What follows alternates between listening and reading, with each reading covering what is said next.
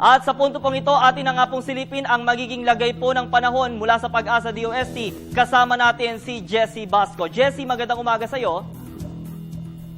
Magandang umaga, Pilipinas. Live mula sa Pag-asa DOST at narito na po ang latest sa lagay ng panahon. Mga kababayan, naglabas po ng yellow rainfall warning ang Pag-asa. Yan po ay kaninang alas 6 ng umaga. Makakaranas po ng mga malalakas na pag-ulan ang areas po ng Cavite, ganoon din ang Batangas at Quezon Province. Ang ibig sabihin po ng yellow rainfall warning ay mataas po ang posibilidad ng pagkakaroon ng mga pagbaha, lalo na po sa mga low-lying areas. Kaya po sa mga residente dito, importante na maging aware tayo sa kondisyon ng panahon. Kasunod naman yan ay naglabas po ng orange rainfall warning ang Pag-asa at apektado po nito ang areas naman po ng Laguna. Ibig sabihin ng orange rainfall warning ay ang flooding po ay threatening na ibig sabihin po mataas din ang posibilidad ng pagkakaroon ng mga pagbaha sa mga apektadong lugar. Kaya po sa mga community o sa mga residente sa nakatira, lalo na po dito sa Laguna, importante po ang preparasyon.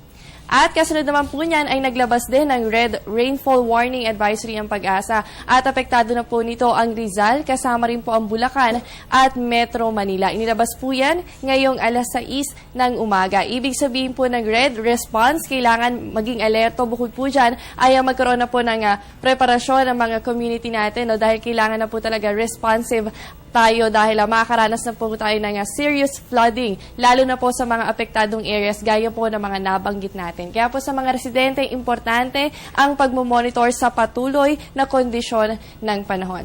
At mga kababayan, nananatili po bilang tropical storm ito nga si Mario. Alas 4 kaninang umaga namataan po ito 212 kilometers. Silangan po yan ng Kasiguran, Aurora. Taglay pa rin nito ang lakas ng hangin na aabot sa 85 kilometers per hour at ang gustiness naman po nito ay aabot po yan sa 100 kilometers per hour. Patuloy ang kilos nito west-northwest sa bilis po yan na 22 kilometers per hour. Para po sa ating forecast position, bukas ng umaga, 91 kilometers northeast ng Lawag City, Ilocos Norte. Samantala, sa linggo naman po ng umaga, yan po ay nasa 195 northwest ng Basco, Batanes. At inaasahan nga po na Lunes ng umaga, yan ay nasa layong 643 kilometers north-northeast ng Basco, Batanes. O ibig sabihin po niyan, yan ay nasa labas na ng ating area of responsibility. At kaugnay nga po dito kay Bagyong Mario ay nakataas ang public storm warning signal number 2 sa Cagayan. Kasama rin po ang Calayan, ganun din ang Babuyan Group of Islands. Apektado po ng signal number 2 ang Isabela, Kalinga, Apayao, Mountain Province, ganun din po ang Abra at Ilocos Norte. Samantala, public storm signal number 1 naman ang nakataas para sa Aurora, Quirino, Nueva Vizcaya, Ifugao, Benguet, Ilocos Sur, La Union, kasama rin po ang Batanes Group of Islands. At alamin naman po natin ang magiging lagay ng panahon sa mga susunod na oras sa pagbabalik ng Panahon TV.